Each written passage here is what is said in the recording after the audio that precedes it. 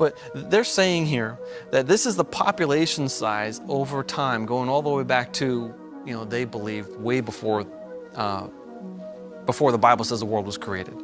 But essentially, there's about 1 million people alive across the world for tens of thousands of years, and all of a sudden, somebody invents farming.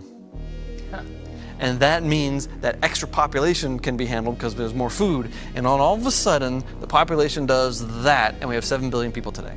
And how come the people with the same genes back here, who were just as smart as people here, they didn't think of planting something in the ground and harvesting it the next year? So this is really magic back here. Right. Taking that thought,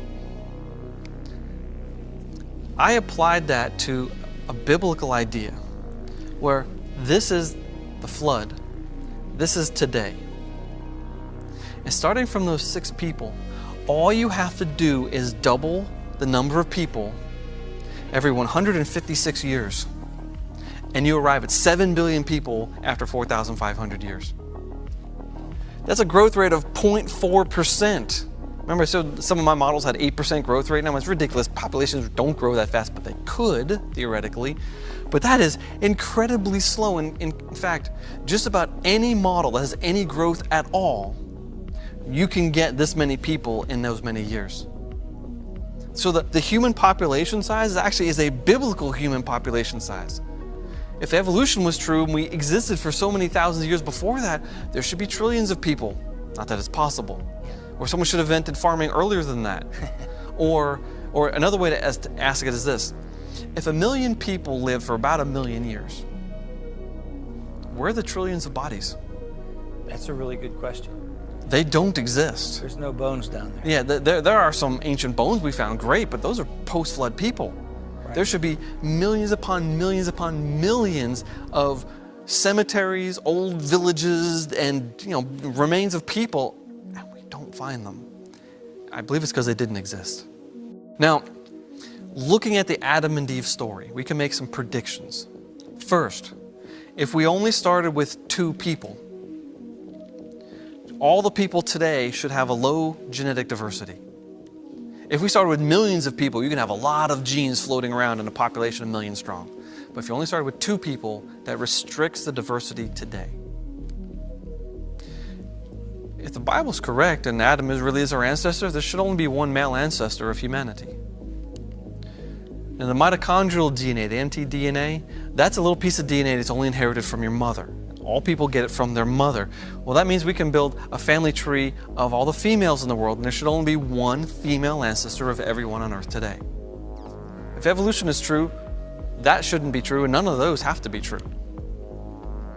But also, most genes should come in 2 versions, because Eve was taken from Adam.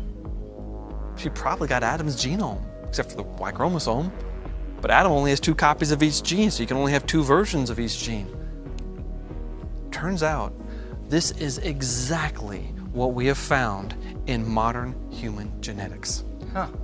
Wow. I mean, what's the chance of the Bible being made up and the biblical story actually mirrors what we actually see in human genetics today? That's amazing. Totally amazing. Absolutely.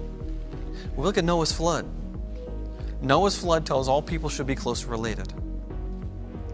It tells us there should only be a few mitochondrial DNA lines. That's Shem, Ham, and Japheth's wives. Right. And only 1 Y chromosome, because it's only Noah. His 3 sons would have inherited his Y chromosome. Any other Y chromosome diversity before the flood is gone. And we should have evidence of rapid population growth. We saw that a minute ago. Turns out that this is exactly what we find in modern genetics. This is the Noah's flood story also. And in the Tower of Babel account, we have discovered a single dispersal of all people in the relatively recent past, traveling in small people groups into uninhabited territory through the Middle East. They call it the Out of Africa story. But these are all biblical predictions right here. Single dispersal, all at one time, relatively recent past, traveling in small groups to uninhabited areas throughout the Middle East. That's exactly what happened. Yes. And they think it's a little further south in Africa, you think it's a little further north in... The starting point is a little different. Yeah. The same pattern is predicted by both sides. And they're totally agreeing with you on that. Yes, except they want it here as far as the starting point goes. Right. But the Bible says this. Yes. Now, interestingly, I'm sure you've had people on your show talking about the biblical Ice Age. During that Ice Age, which was approximately the same time as the Tower of Babel, you could have walked from here to Ireland on dry ground. Sure. You could have walked to Tasmania. Yeah. And the only deep water part you have to cross is the place between these two little islands, Bali and Lombok, and you can see one island from the other. It's right there. It's not, and you could have walked all the way down to here on dry ground. At that one point in history, not any other point in history. It all adds up.